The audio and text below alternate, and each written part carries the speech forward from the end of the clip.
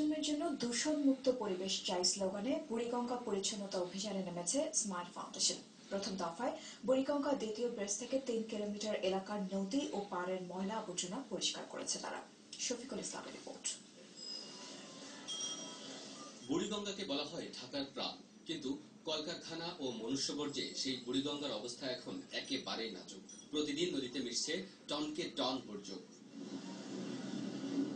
সরকারের অনেক সংস্থা থাকলেও বুড়িগঙ্গা দেখার কেউ নেই। মাঝে মধ্যে উদ্যোগ থাকলেও তা শুধুই প্রচারের আনুষ্ঠানিকতা।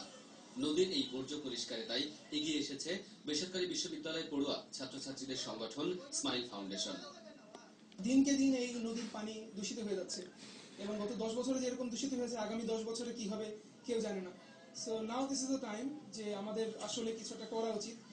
হয়তো আমাদের এই ছোট্ট উদ্যোগের কারণে হয়তো আরো অনেক বড় মানুষ যারা আছেন, সমাজে প্রভাবশালী যারা আছেন, ওনারা হয়তো এগিয়ে আসবেন এবং ওনাদের এবং আমাদের সবারই সহযোগিতা হয়তো এই নদী আবার সে তার আগের রূপ ফিরে পাবে। বিভিন্ন বেসরকারি বিশ্ববিদ্যালয়ে 2 শতাধিক ছাত্রছাত্রী নদী ও নদী পাড়ের আবর্জনা পরিষ্কারে অংশ নেয়। ব্যক্তিগত অনুভূতির জায়গা থেকে তাদের এই কাজে অংশ নেয়। বুড়িগঙ্গা নদীকে আবার আগের মতো পর্যায়ে ফিরিয়ে নিয়ে আসা অনেক ভালো লাগতেছে। বাংলাদেশ ইউনিভার্সিটি থেকে আসছি সোশ্যাল ওয়ার্কের জন্য, অনেক ভালো লাগতেছে। বুড়িগঙ্গা নদীতে অনেক ময়লা হয়ে যাচ্ছে, দেখে আমরাও কিছু করতে পারি নাকি। পরিষ্কার পরিচ্ছন্নতা অভিযানে অংশগ্রহণ করতে পারি, খুবই ভালো লাগছে। আমরা ইনিশিয়েট করে দিলাম, কিন্তু এর জন্য যে অ্যাওয়ারনেস, যে সচেতনতা, এটা অনেক দূরে চলে যাবে। প্রতি 4 মাস পর পর নদী পরিচ্ছন্নতা অভিযান চলবে বলে জানিয়েছে smile foundation. Shafiqul Islam, channel I, Dhaka.